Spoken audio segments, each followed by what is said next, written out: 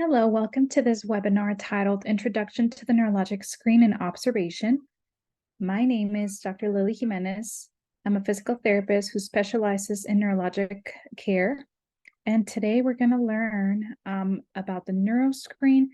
How is it different from the neuro exam? And what are the parts of it? For our overview, we are going to understand the difference between neurologic screen versus exam, as I said. We're going to describe and learn the components of an efficient neuro screen, and we're going to learn to interpret results of a neuro screen. But first, we're going to talk about why do we do a neuro screen? First, we do one because we want to screen for red flags. We want to check changes in our patient's status if we see one. We use a neuro screen to screen for referral. It is used as a differential diagnostic tool to help identify altered sensory and motor functions that may rule in or out impairments of the nervous system. And we use it because it's fun to perform, I think. But first, let's talk about the difference between the screen and examination. So a screen is something that's going to be very, very quick. It is used when we see some red flags and we want to rule in or out any involvement of the nervous system. And also we use the screen to determine if the patient will need further neurologic care or testing if needed. So remember, when you find something abnormal, whether cognitive, motor, or sensory, it becomes necessary to analyze this problem in a more elaborate fashion. So meaning turning from screen to examination. And remember, the examination will vary from PT to PT, depending on the experience and the practice, but all the neuro exam will have the components that we're going to talk today, as well as the neuro screen. And you'll find that these two have this similar parts, but what makes it a screen versus an exam is how detailed the testing is. So here are the components of a neuro screen, and you will see that also these are the components of a neuro exam. But as I said, neuro screen are more quick and straightforward. So we have observation and mental status, cranial nerves, motor, reflexes, sensation, coordination, and balance and gait. We're going to start with observation. So you have your patient in front of you. You're going to observe, how do they look like? What's their posture? Do they demonstrate symmetry? Are they leaning to one side? Are they demonstrating facial drooping? Are they showing some involuntary movements? How's their muscle bulk? Which we'll focus on this point, the muscle bulk, in our motor exam, but we're just looking. We're looking to see what is going on. If you find some involuntary movements, this can hint as basal ganglia. So basal ganglia is the anatomical part of the brain where you can find, let's say someone has problems with their basal ganglia, they will show either decreased movement or excessive movement. So if you have someone with excessive movement, like an involuntary movement, this can hint us to basal ganglia disorder. So then we move on to mental status. So a change in the behavior or mentality / cognition is significant. So this includes the level of consciousness. Is the patient alert? Are they awake? Are they lethargic? Are they sleepy? Are they stuporous? So you're going to see what's their level of consciousness. If that changes from normal, this is significant. The orientation, memory, are they demonstrating any unusual behavior?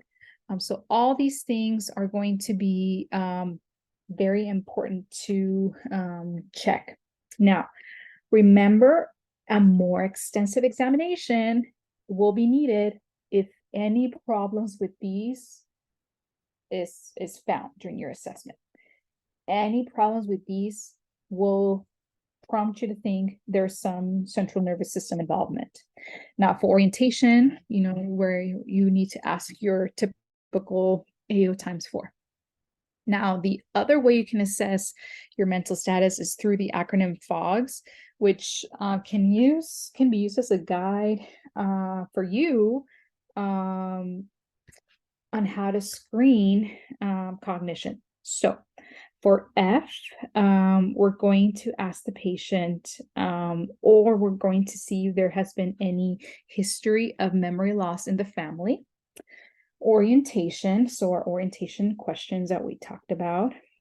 General information, like you can ask something like who's a president or who's a vice president or any recent events. And for spelling, you want to ask the patient to spell the word world forward and backward. If the patient can spell the word world forward, it indicates that the patient can spell. And in the absence of any neurologic deficits, the patient should be able to spell the same word backwards. So like if the patient cannot spell, then maybe they cannot spell because the level of literacy. Then you can maybe ask the patient to count backwards from 100 by threes, or ask the patient to repeat a 7-digit number to assess the patient's ability to perform mental manipulations or hold information in their brain.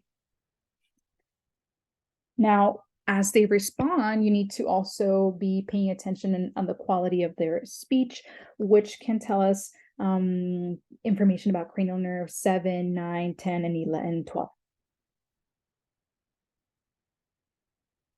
So then the next, talking about cranial nerves, is a cranial nerve screen. Now, cranial nerves, here we're going to do a screen. When we do testing of cranial nerves, this is going to be more specific. But here we're going to start with asking them a question, and then we move into the cranial nerve screen. So the first question is, have you noticed any changes in smell? Yes or no, right? So that will tell us something about their olfactory nerve.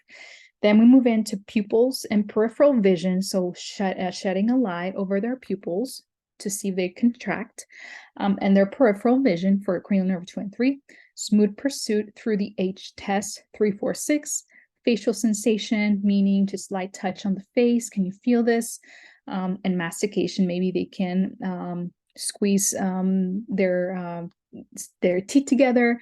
For cranial nerve 5, trigeminal, facial movements, can you smile, can you raise your eyebrows? For 7, finger rub, so seeing if they can hear that rub of my fingers close to their ears. For cranial nerve 8, palate elevation in speech, can you say ah? For 9 and 10, shoulder shrug. For 11, spinal accessory, and tongue, can you show me your tongue, and can you wiggle it side to side? For cranial nerve 12.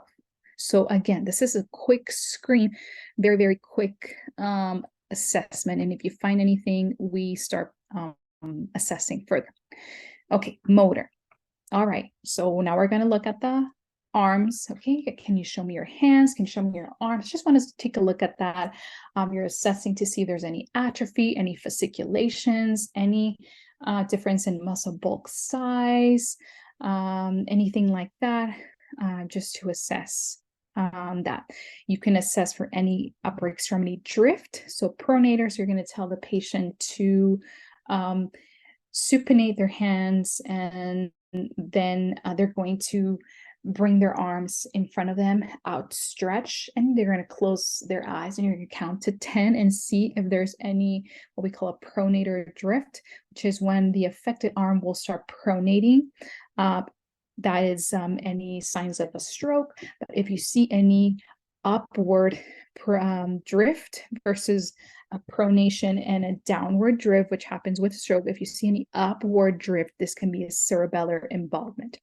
Now you're looking for tremor, any abnormal movement, so you're observing. And then from here, we start our strength screen. Now here with the screen, this is not your MMT formal assessment. This is a quick screen. Is there any weakness or that you want to just find quickly? So you can ask the patient any weakness that you've experienced lately. If they say yes, okay, where?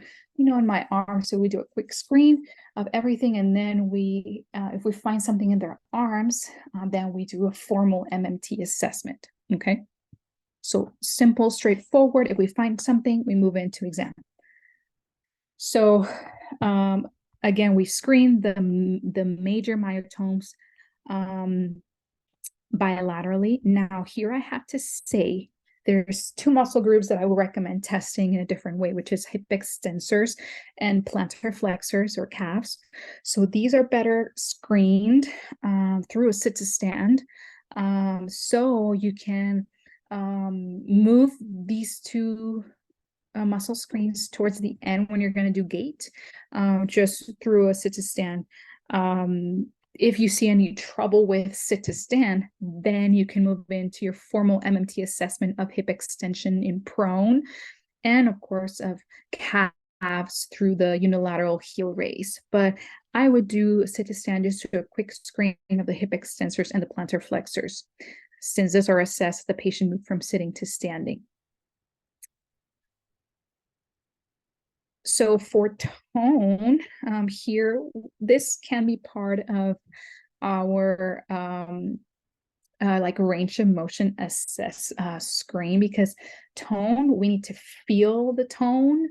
So here you, after you screen all the arms or legs, or even before you do that, you can just move the limbs passively, and you can feel for any hypotonia, which can tell you it's a lower motor neuron, or hypertonia for upper motor neuron, or if there's rigidity, this can tell you basal ganglia disorder. So just passively moving the limb through the range of motion to feel the tone as a screen. If you find something significant, then again, you move into an examination, which is with a modified Ashworth scale. For reflexes, you do your normal reflex testing. So here you can also add some other abnormal reflexes like the Clonas, Babinski, Hoffman. So just a quick screen of those reflexes. And of course, document if you find something that is significant. For sensory starts with a question. Any numbness or tingling anywhere in your body? Any burning sensation? Any pins and needles? If they say yes, okay, you ask, okay, where? Oh, in my, right arm. Okay, we're gonna just screen the whole body, and then I'll focus on your right arm. Okay, so you do a quick screen, light touch, arms and legs, different parts of arms and legs, and if you find something, you do your testing, light touch, proprioception, pain prick, temperature.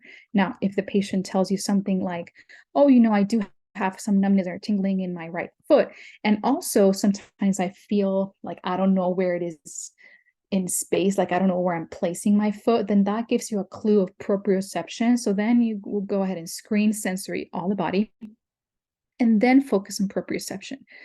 So the patient will give you clues on what things you need to focus on as well. Now, the pattern of sensory laws will determine where in the pathway. So this is what I mean. Let's focus on the left here on this side. So the letter A, so this is a right side weakness. So this corresponds to a left side hemispheric lesion, so brain, so maybe a stroke. B, so here we have ipsilateral facial sensation loss and contralateral body sensation loss. So this is corresponding to a left brainstem lesion. Here we have hemibody. So this is a complete spinal cord injury. This we have half and half, so less of X sensation and loss of another sensation. So this is called the Brown-Séquard. And then here we have what's a peripheral nerve injury. So here, like, we have some involvement of the foot and the back of the foot, so maybe some foot drop, also with common peroneal nerve here, or we have a radial nerve injury. So this is a peripheral nerve, and here we have a polyneuropathy seen with diabetes or cancer-related neuropathy, etc. So again, the pattern of sensory loss corresponds to where in the pathway we have a loss. Now here I'm going to talk about extension or inattention. So this is a higher order sensory. So this corresponds to a parietal cortex lesion. So if someone had a parietal stroke, they're going to exhibit extension, or also called inattention or sensory inattention. So now what you're going to do is you're going to test both sides individually, and they will be able to feel it, each side. But when you test both sides simultaneously, they cannot feel the side that's involved. So like on this picture here, this is someone who had a right side stroke, which someone with a right side stroke will exhibit left side hemesthesia. So if you test right individually, they will say, yes, I feel it on the right side. Then you touch the left, they'll say left. So they're able to feel it individually when a single stimulus is presented. But when you touch both sides, they only feel the uninvolved side, which is the right, because they have a right side stroke and they demonstrate left side hemiparesis. Hemesthesia. So again, if only one of them is perceived, that is the parietal cortex is involved in that side. The opposite side of non-perception may be abnormal. Okay, so this is called extinction. Then the next is coordination.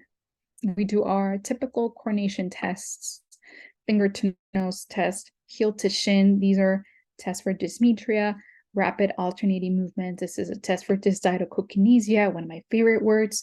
And then we can do finger or toe tapping. The amplitude, rhythm, and accuracy can tell you a little bit more of where in the brain is the lesion. Then we have our balance screen, which also comes together with gait. So for balance screen, you do the Romberg. So feet together, hands across chest, eyes closed, hold for 30 seconds. If they lose their balance on this position, this is sensory ataxia. So it's a sensory deficit in the lower legs.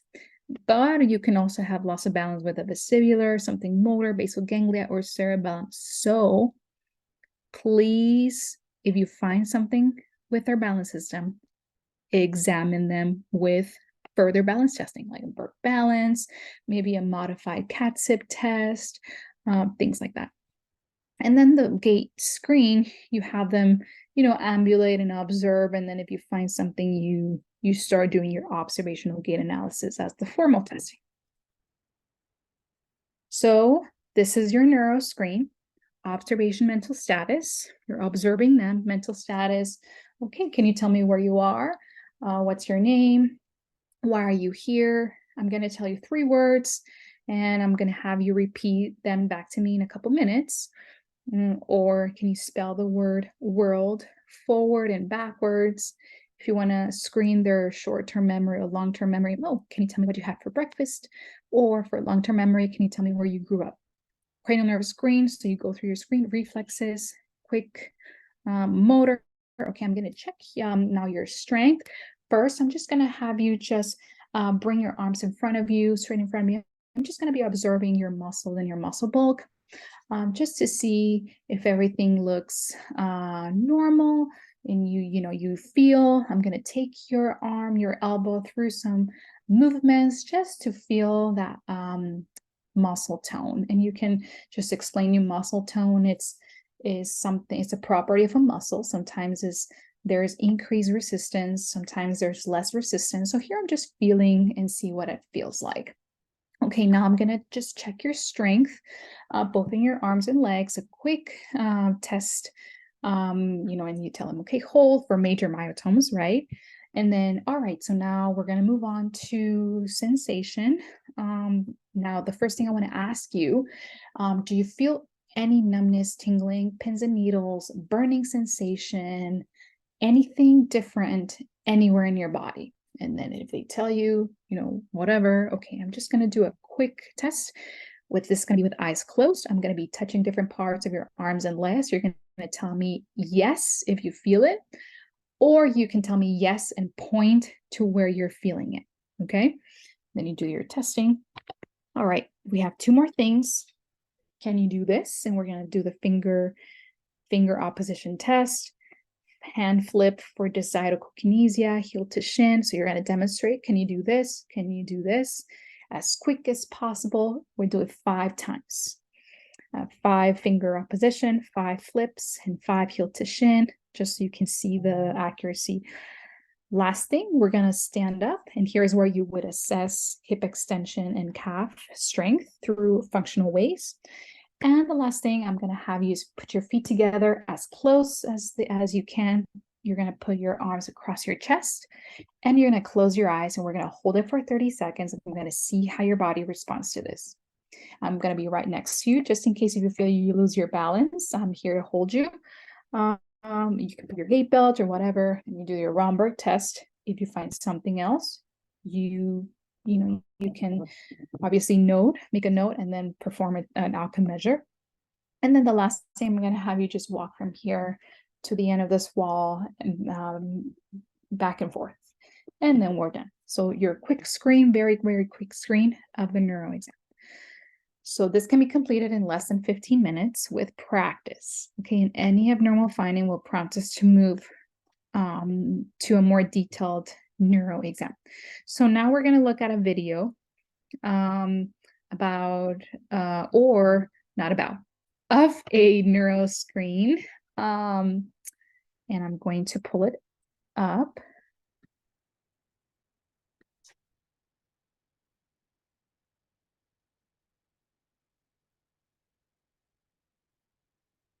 This is a demonstration of a brief neurologic exam, one that might be used in a general screening exam, or in the case of a patient who comes in with undifferentiated neurologic complaints.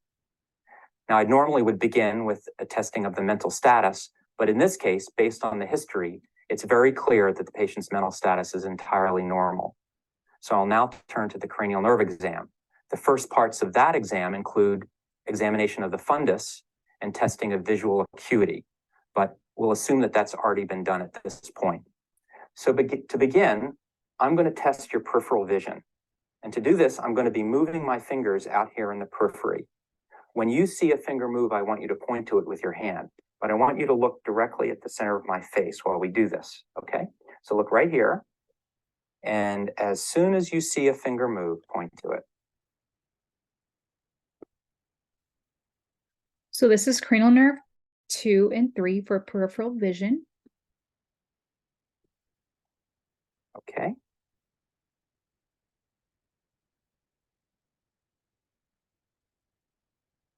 Good. Now, if you could look at the opposite wall in the room.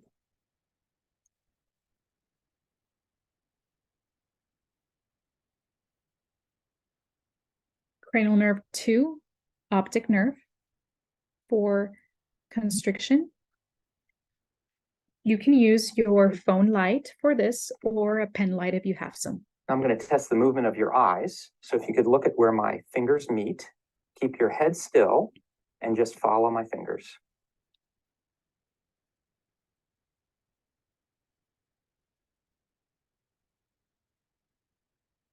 So this is cranial nerve 3, 4, 6.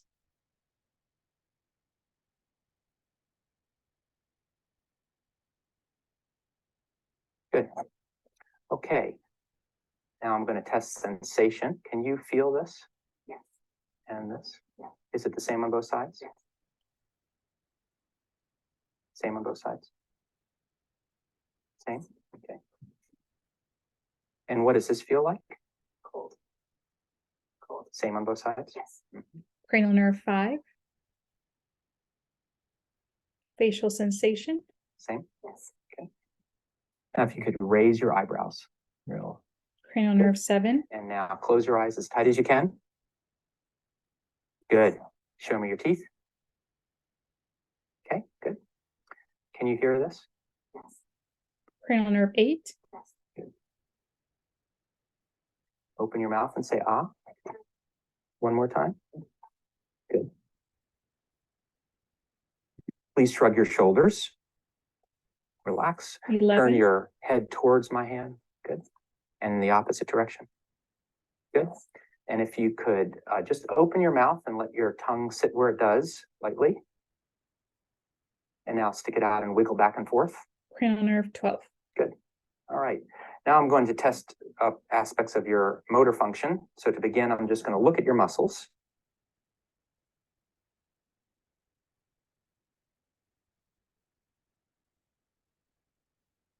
Okay.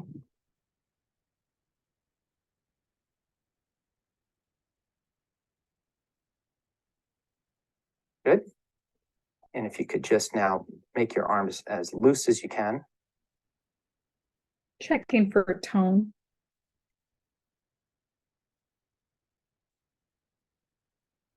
And the same with your legs.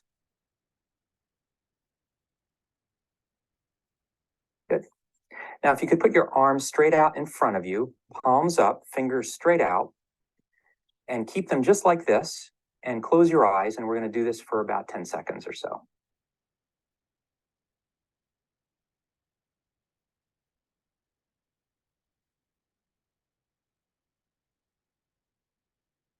Okay. Now I'm going to test some of your muscles for their strength. If you could just put your forearm like this and push me away as strong as you can. Okay, good. And the same thing here, push.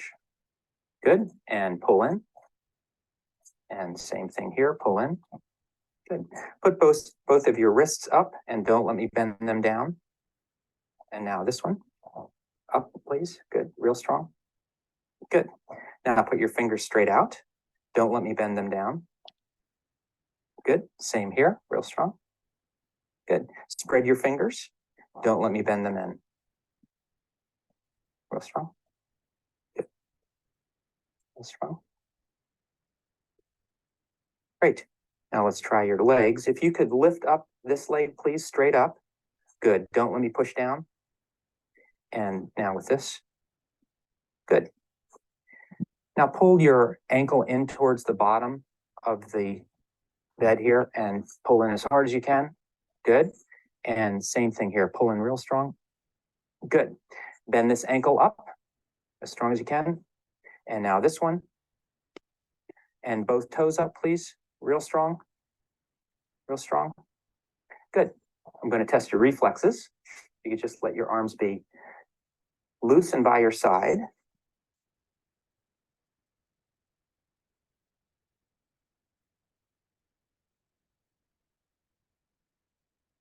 Just let your arms just drop down. Very good.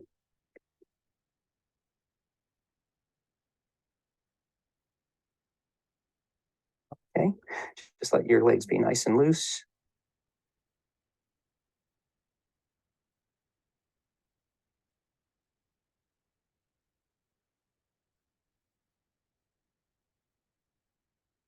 And test your ankles.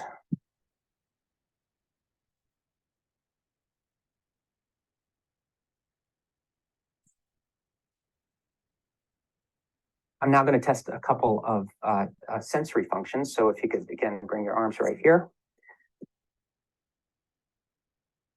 Can you feel this? Yes. And this? Does it feel the same on both sides? Mm-hmm. Here and here? Yes. Here and here? Great. And how about in your legs? Let's try that as well. Can you feel that? Yep. Same on both sides? Yes. And how about this? What does that feel like? Cold. Same on the both sides? Yes. Okay, here and here.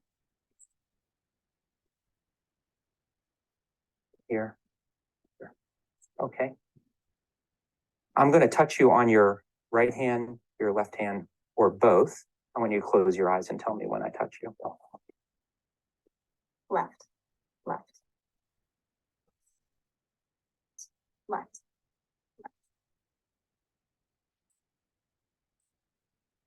Good. Okay. I'm going to test some coordination.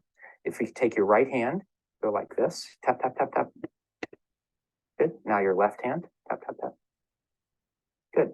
Now take your right index finger and touch your nose and come back out and touch my finger and go back and forth. Good. Now with your left hand. Now here I don't recommend doing the finger like following your hand and you moving your hand around, because some patient will have a struggle doing this. So you can do either both stationary finger and then you can do moving finger depending on how they do.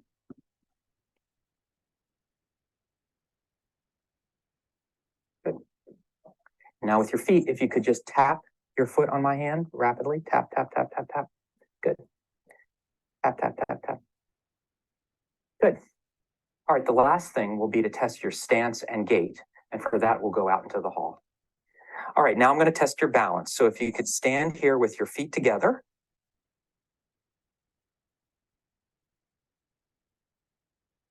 Good. And now close your eyes and stand there. I won't let you fall. Great. Now, if you could just walk down the hall normally as though you're walking down a sidewalk. And turn around and walk up on your heels. You can do that for dorsiflexion strength. Good. Turn around and walk up on your toes.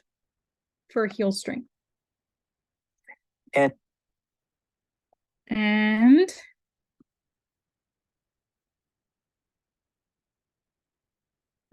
that is it. Thank you so much for your attention. I will see you next time.